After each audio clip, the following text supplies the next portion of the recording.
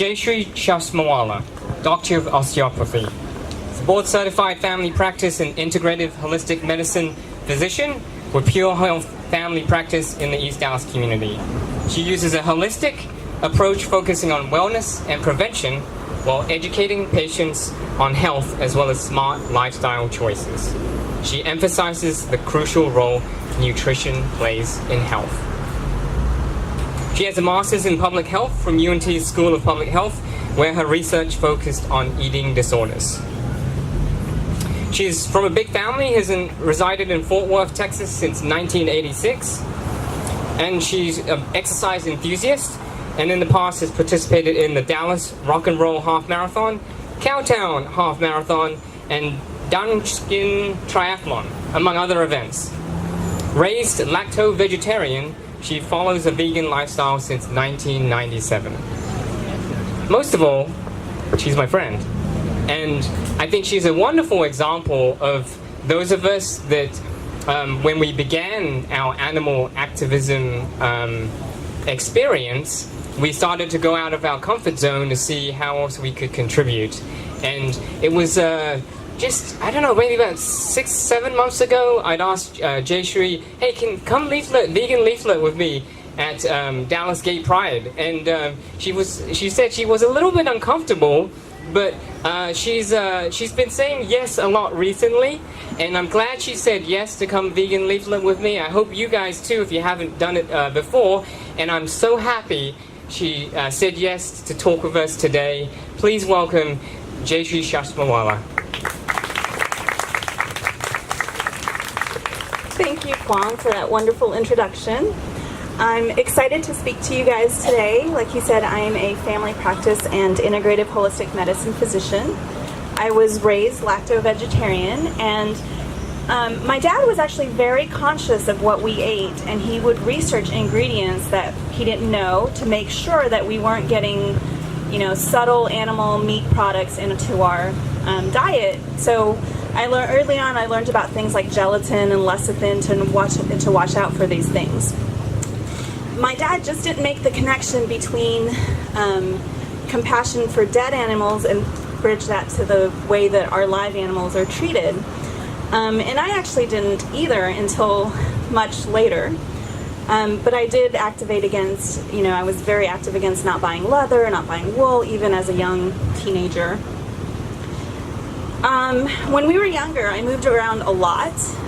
When we moved to Texas, I got hit with allergies. Anybody experience allergies here? You know that it's really bad in Texas. So when we lived in other places, I didn't have that. And it got worse every year. When I moved to Austin for college, I had the worst allergies I've ever had. Spring semester, I barely went to my classes. I don't know how I passed, yet much less made A's. And every end of the spring, I would end up with bronchitis and have really sick. I would end up with antibiotics and steroids just to feel better. And then even when I took the MCAT, I had a fever of 104 because they offer the MCAT at springtime, so it was really rough. I went to see an allergist, and he tested me, and when I got tested for allergies, I reacted so strongly to the skin prick test that they diluted the testing doses.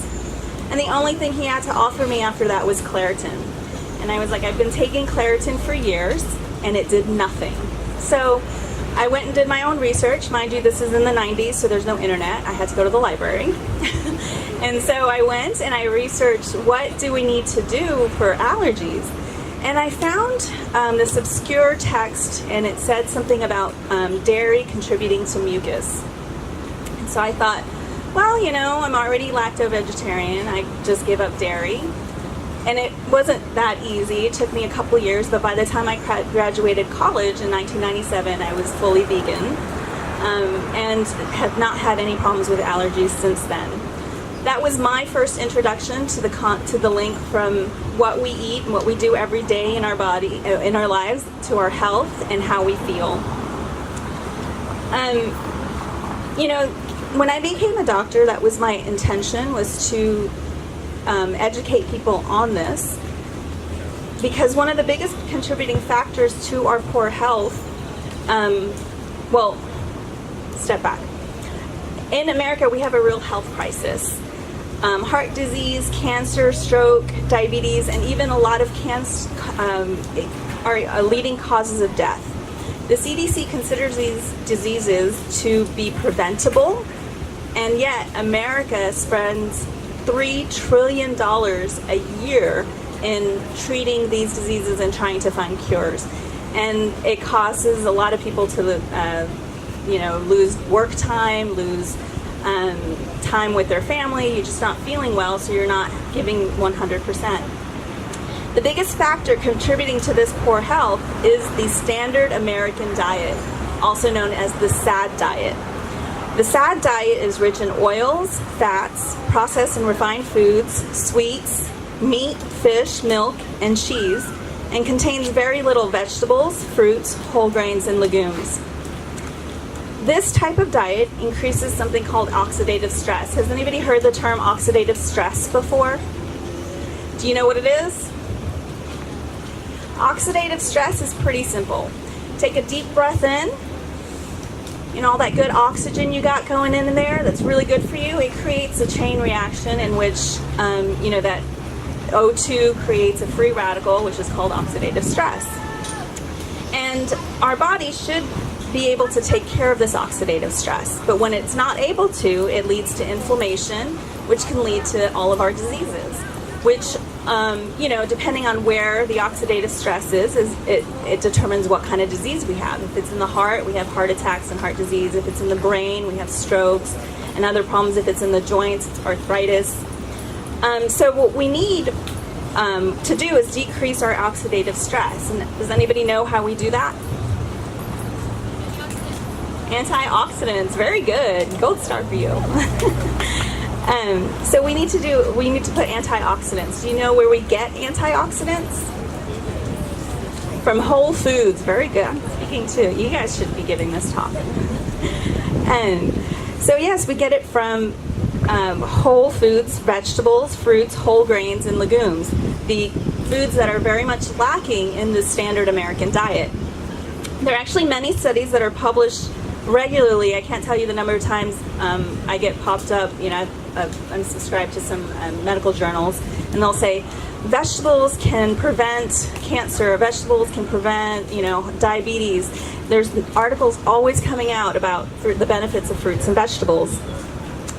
And indeed, the China study demonstrated how you can actually turn on cancer cells and turn them off by decreasing the amount of protein, animal protein. So those that ate more animal proteins actually turned on their cancer cells, and then when they decreased it, it actually turned it off. Several studies on gut health, which is a new field that has been coming out, illuminate how eating the SAD diet can destroy our natural bacteria, and our bacteria in our gut play a big role in our health. Actually, the bacteria in our gut do more for our body than the cells do. So they're the ones in charge of our digestion, of our immune system, and even our mental health. There's a couple of studies that show how a vegan diet, a plant-based diet, tends to preserve the good bacteria and preserve our health. Nutrition also plays a big role in our health in other ways. It affects how we recover from exercise. Vegan athletes report faster recovery and better endurance after becoming vegan. We require water daily to stay hydrated. Water is needed to wash out the toxins, the oxidative stress, all the chemical reactions and metabolic processes that our bodies go through, and to decrease inflammation. However, those on a plant-strong diet, rich in vegetables and fruits, require less water because fruits and vegetables naturally require them, or contain them. A SAD diet is dehydrating and requires more water. What we eat also affects our everyday well-being. Eating foods laced with antibiotics, hormones, and other preservatives affects our system. Even when people claim to eat free-range, humanely killed livestock, it still introduces foreign hormones and other chemicals that our body is not used to and doesn't know what to do with. Eating death affects our consciousness. There are early studies that show meat consumption affects the bacteria in our gut, which actually causes them to release byproducts that cause mental illness such as depression and anxiety. It's not easy to make this change. As many of us know, when we've tried to go vegan or we've tried to go plant-based, it's very difficult to make the transition. We have family or friends that are not on board with us, that don't support us. And some people just don't know what to eat, how to prepare foods, what is available to them. I often get asked, well, I would go plant-based or vegan, but I just don't know what to eat. I love the animals, but I have to go out a lot for my job. So what I tried to do is make it as accessible as possible for a lot of people. I run a few programs that help transition people to go into a plant-based diet. And like for me, I went into a plant-based diet, but I was already conscious about the animals. But when I became vegan, it became even more apparent to me how even dairy is not compassionate. And I think that happens for a lot of people. As you give up the food that you're so attached to, you can actually see the harm it's doing, not just to your body, but to everybody. And we talk about compassion to animals. Well, we ourselves are animals and mammals, and we need compassion as well. And we have to be compassionate to ourselves. And to be compassionate to ourselves, we have to treat our bodies well. Putting in things that are going to destroy our own cells and our consciousness is not a compassionate way to live. So I work on helping people make this transition to have it seem how easy it is to become plant-based, to become vegan. I run 10-day and 30-day programs. I also do a lot of education. So if any of you guys are interested in having me give a talk, I do a great 30, 40-minute talk. I was told to condense it to 15 minutes. I don't know how I'm doing on time here. And I do go into a lot more of the science and research behind a lot of what I was talking about. If you're interested in that, come find me, come see me, and we can set up some time for me to, speak at wherever you wanted me to speak at. If you're interested in learning more about programs or have friends that would be interested in learning more about 10-day, 30-day programs that can show people how easy it is to live without meat and dairy and fish and eggs for, that amount of time, it just opens up their eyes a lot more. Come find me. I really appreciate you guys taking the time to listen to me and letting me speak today, and thank you.